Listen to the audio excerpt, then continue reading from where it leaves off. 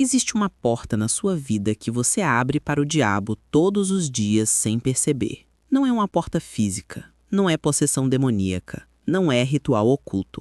É algo muito mais sutil, muito mais comum e infinitamente mais perigoso. É uma porta que milhões de cristãos sinceros abrem todas as manhãs através de uma única frase, um padrão de pensamento aparentemente inofensivo que concede ao inimigo acesso legal a áreas da sua vida que Cristo já redimiu. E o pior é que essa porta parece tão natural, tão honesta, tão humilde, que poucos reconhecem o veneno espiritual que ela carrega. A verdade inquietante é esta: o diabo não precisa de sua adoração. Ele não precisa de rituais sombrios ou pactos de sangue. Ele apenas precisa da sua concordância. E você concede essa concordância toda vez que abre sua boca e diz algo que contradiz o que Deus já declarou como terminado. Cada confissão negativa é uma chave que destrava uma porta. Cada pensamento não confrontado é um convite silencioso. Cada dúvida alimentada é uma ponte construída entre sua mente e a estratégia dele. O inimigo entende algo que muitos crentes ainda não compreenderam completamente. Ele sabe que não pode tocar seu espírito. Efésios 1,13 deixa claro que você foi selado pelo Espírito Santo. Sua redenção é completa. Sua justiça é eterna. Sua posição em Cristo é inabalável. Satanás não tem acesso legal ao seu espírito regenerado. Mas ele descobriu há muito tempo que não precisa invadir o que está selado quando pode manipular o que está desprotegido: sua mente e sua boca. A mente é o campo de batalha esquecido da fé cristã. Enquanto oramos por proteção espiritual, fortalezas mentais se erguem silenciosamente através de pensamentos repetidos e nunca confrontados. Paulo sabia disso quando escreveu em 2 Coríntios 10, 4-5. As armas da nossa milícia não são carnais, mas sim poderosas em Deus para a destruição das fortalezas, levando cativo todo pensamento à obediência de Cristo. Todo pensamento. Não alguns, não os mais perigosos. Todo pensamento deve se curvar à verdade revelada, porque um único pensamento desprotegido se torna um portal. Pense nisso por um momento. Quantas vezes por dia você deixa pensamentos contrários à palavra de Deus passearem livremente pela sua mente sem nenhum confronto? Pensamentos como: eu nunca vou conseguir superar isso, ou essa situação está além da minha capacidade, ou ainda, Deus deve estar me castigando por algo. Esses pensamentos parecem inofensivos, até parecem honestos. Mas espiritualmente, cada um deles é uma semente plantada pelo inimigo, esperando ser regada pela sua confissão. Porque aqui está o princípio que poucos entendem. O que você pensa repetidamente, você eventualmente confessa. E o que você confessa repetidamente, você eventualmente cria. Provérbios 18, 21 declara que a morte e a vida estão no poder da língua. Mas antes que as palavras cheguem à sua língua, elas vivem na sua mente. Seus pensamentos se tornam seu discurso, e seu discurso se torna sua realidade espiritual. O diabo conhece esse padrão melhor do que a maioria dos crentes. É por isso que ele trabalha incansavelmente para semear pensamentos específicos na sua mente, esperando pacientemente que você os regue com confissão. A estratégia dele nunca mudou desde o Jardim do Éden. Ele não ordenou que Eva pecasse, ele simplesmente plantou uma pergunta. É assim que Deus disse? Aquela pergunta aparentemente inocente carregava dentro de si a semente da dúvida sobre a integridade de Deus. E no momento em que Eva interteve aquela questão, no momento em que ela parou para raciocinar com a serpente, em vez de rejeitar imediatamente a sugestão, a porta foi aberta. O mesmo padrão se repete hoje em milhões de vidas cristãs. Ele sussurra: Deus realmente te perdoou completamente? E se você para raciocinar com essa pergunta em vez de respondê-la imediatamente com a palavra, uma rachadura aparece na porta. Ele sugere: você tem certeza que essa promessa é para você? E se você hesita, se você consulta seus sentimentos antes de consultar as Escrituras, a rachadura se alarga. Ele insinua: talvez Deus esteja distante por causa do seu fracasso. E se você concorda, mesmo que silenciosamente, a porta se abre. Essa é a porta secreta. Não é algo místico ou complicado, é o simples ato de concordar com algo contrário à verdade revelada de Deus. É escolher acreditar no que você sente, em vez do que Deus declarou. É levar sua experiência temporal acima da realidade eterna. E toda vez que você faz isso, você concede ao inimigo permissão legal para operar em áreas da sua vida que ele nunca deveria tocar. Marcos 6, 5 e 6 nos dá um dos relatos mais chocantes das Escrituras. Diz que Jesus não pôde fazer ali nenhuma obra poderosa e maravilhou-se da incredulidade deles. Pense na magnitude dessa afirmação. O Filho de Deus, cheio do Espírito sem medida, não pôde manifestar o poder do céu, não porque seu poder falhou, mas porque a incredulidade humana bloqueou sua manifestação. A descrença não impediu Jesus de ser poderoso, mas impediu que seu poder se manifestasse naquela região. Esse é o princípio devastador que muitos cristãos não compreendem. A fé não cria o poder de Deus. Deus é todo-poderoso independentemente da nossa fé. Mas a fé cria as condições para que o poder de Deus se manifeste na dimensão terrena. A descrença não remove o poder, mas remove o canal através do qual o poder flui. É como ter um rio caudaloso de água pura, mas manter a torneira firmemente fechada. A água existe, a pressão existe, o suprimento é inesgotável. Mas nada flui porque a válvula está bloqueada pela incredulidade. E aqui está o ponto crucial. Incredulidade não é simplesmente ausência de fé, é a presença ativa de concordância com algo contrário à verdade. Quando você diz, eu sei que Deus pode me curar, mas nunca diz, eu sei que Deus me curou, você está praticando incredulidade disfarçada de humildade. Quando você declara, Deus é capaz de prover, mas vive ansioso como se ele não fosse, você está abrindo a porta através da contradição entre sua teologia e sua prática.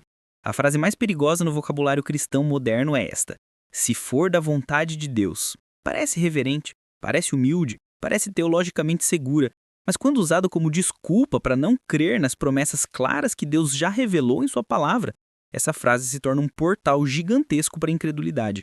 A vontade de Deus já foi revelada nas Escrituras.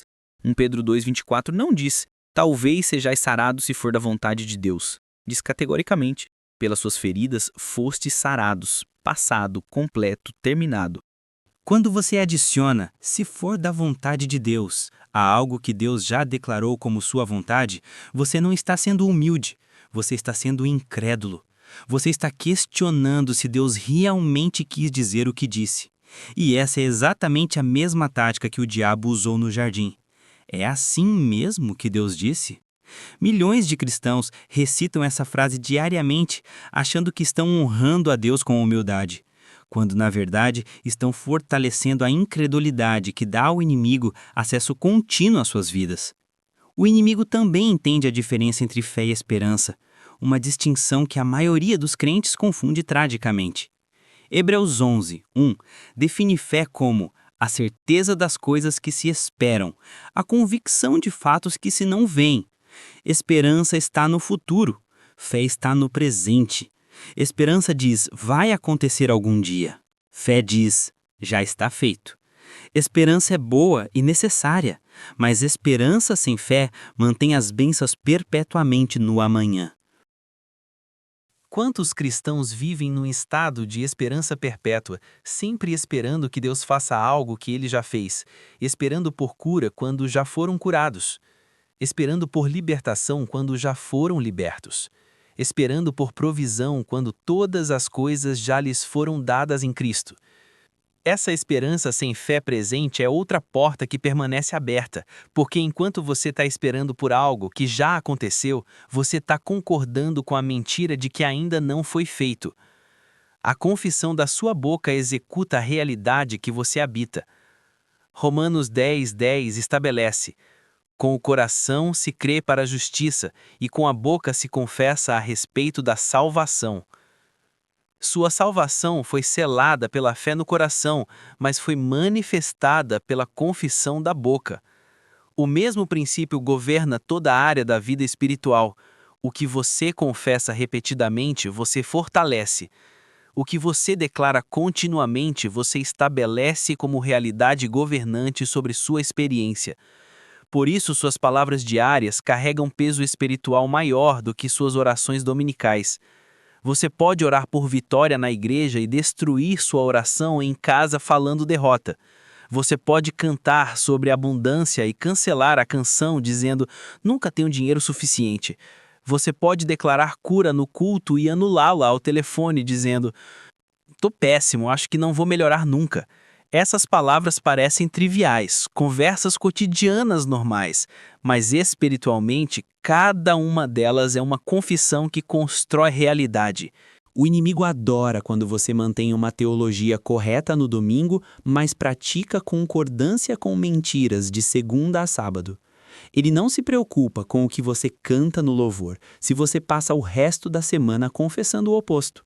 Porque ele sabe que a confissão contínua sempre vence a declaração ocasional. A porta que você abre diariamente, através de palavras descuidadas, permanece mais aberta do que qualquer porta que você tenta fechar uma vez por semana na igreja. Efésios 4:27 adverte: não deis lugar ao diabo. A palavra lugar no grego é topos, que significa espaço, território, oportunidade. Paulo está dizendo literalmente, não dê ao diabo nenhum espaço para operar, nenhum território para ocupar, nenhuma oportunidade para agir. E como damos esse lugar? Através da brecha que abrimos pela concordância com mentiras, seja através de pensamentos não confrontados ou palavras que contradizem a verdade. Toda vez que você repete uma mentira do inimigo, você dá a ele mais território.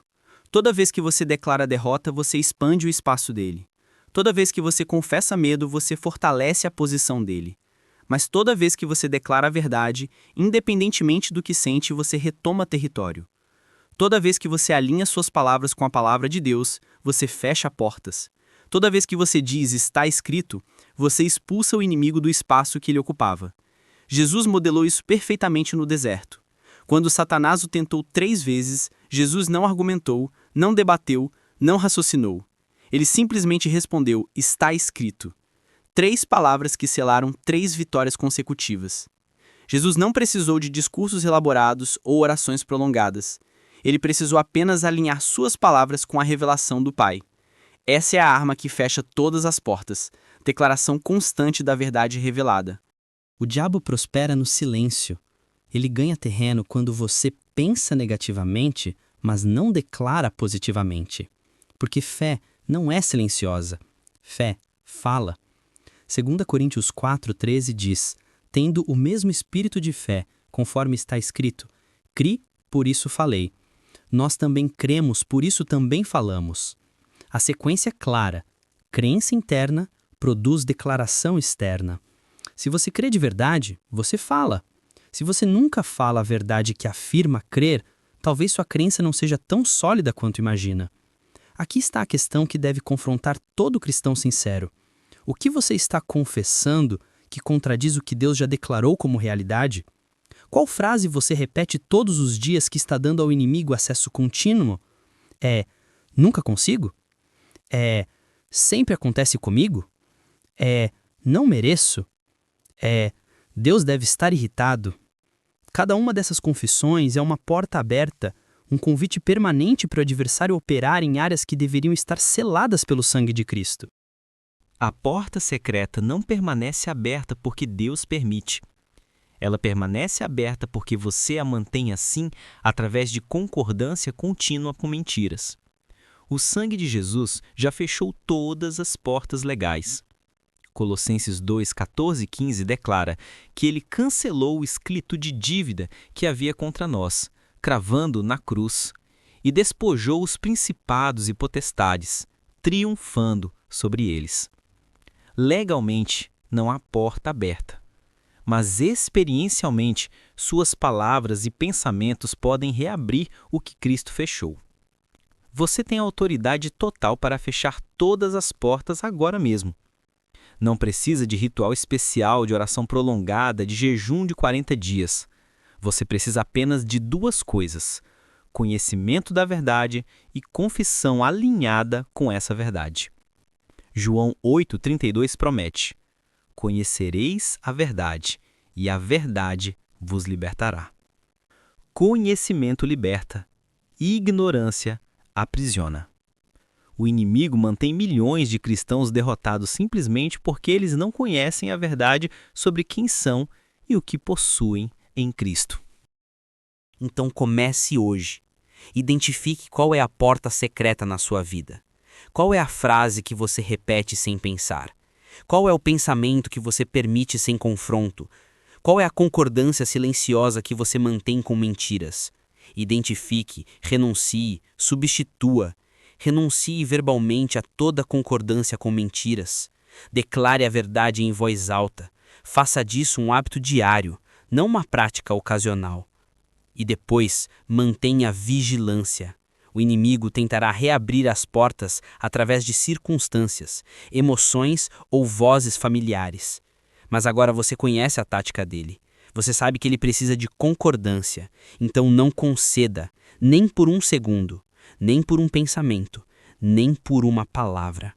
Mantenha cada porta trancada através de confissão constante da verdade revelada. Porque a verdadeira batalha nunca foi física, sempre foi mental e verbal. O inimigo não pode forçar sua mente, ele só pode sugerir. Ele não pode controlar sua boca, ele só pode esperar que você repita o que ele plantou. E quando você faz isso, quando seus pensamentos e suas palavras se alinham com a mentira dele em vez da verdade de Deus, você acabou de dar a ele o único acesso que ele tem. A porta não se abre sozinha. Você abre toda vez que concorda com algo contrário ao que Cristo já consumou. Toda vez que você diz que é impossível quando Deus disse que é possível. Toda vez que você declara que está pobre quando Ele disse que todas as coisas já lhe foram dadas. Toda vez que você afirma que é fraco, quando Ele declarou que você é forte no Senhor. Mas há portas específicas que precisam ser fechadas imediatamente. A porta do medo, por exemplo, é uma das mais universais e devastadoras. Medo não é apenas emoção, é fé invertida. É crença firme num resultado negativo. Quando você permite que o medo governe suas decisões, você está concordando que circunstâncias futuras têm mais poder que a fidelidade presente de Deus. 2 Timóteo 1,7 afirma categoricamente: Deus não nos deu espírito de medo, mas de poder, amor e moderação. Se Deus não deu, de onde vem o medo? Do inimigo ou da sua concordância com mentiras sobre o futuro. Todo medo é baseado numa mentira sobre Deus, sobre você ou sobre suas circunstâncias. Medo de escassez diz que Deus não pode prover. Medo de doença diz que o corpo é mais forte que a promessa. Medo de rejeição diz que a opinião humana vale mais que a aceitação divina. Cada vez que você age baseado no medo, em vez de agir baseado na fé, você fortalece aquela porta. A porta da comparação também devasta milhões. Quando você olha para a vida de outro crente e pensa, Deus abençoa fulano, mas comigo é diferente, você acabou de concordar com a mentira da parcialidade divina. Tiago 1,17 declara que em Deus não há mudança nem sombra de variação. Ele não tem favoritos. Mas o inimigo sussurra que você é exceção, que as promessas funcionam para outros, mas não para você. E se você aceita esse pensamento, uma porta massiva se abre. A porta da falsa humildade confunde milhões de cristãos. Muitos confundem humildade com autodepreciação. Dizem coisas como, eu sou apenas um pecador salvo pela graça, ou não sou digno de nada, achando que estão demonstrando humildade bíblica. Mas 2 Coríntios 5,21 declara que você foi feito justiça de Deus em Cristo. Você não é apenas pecador salvo, você é nova criação. O velho passou, tudo se fez novo. Verdadeira humildade não é negar quem você é em Cristo, é reconhecer que tudo que você é vem dele, não de você. Humildade é dependência reconhecida, não identidade negada. Quando você diz, não sou nada, tentando ser humilde, você está na verdade insultando a obra de Cristo em você. Porque ele não morreu para te fazer nada, ele morreu para te fazer filho, herdeiro, vencedor, mais que conquistador. Aceitar essa identidade não é orgulho, é fé. Rejeitá-la não é humildade, é incredulidade disfarçada. A porta do perdão não concedido merece atenção especial. Quando você se recusa a perdoar alguém que te feriu, você não está apenas desobedecendo o mandamento de Cristo, você está mantendo aberta uma das maiores portas para tormento espiritual. Mateus 18, 34 e 35 conta a parábola do servo que não perdoou, e o resultado foi que ele foi entregue aos atormentadores. A falta de perdão é autorização legal para tormento. Não porque Deus deseja atormentar você, mas porque você escolheu manter aberta uma porta que dá ao inimigo acesso legal. O perdão não é sentimento, é decisão. Você não precisa sentir vontade de perdoar para perdoar. Você simplesmente decide liberar a pessoa da dívida, assim como Cristo liberou você. E no momento em que você perdoa genuinamente, a porta fecha.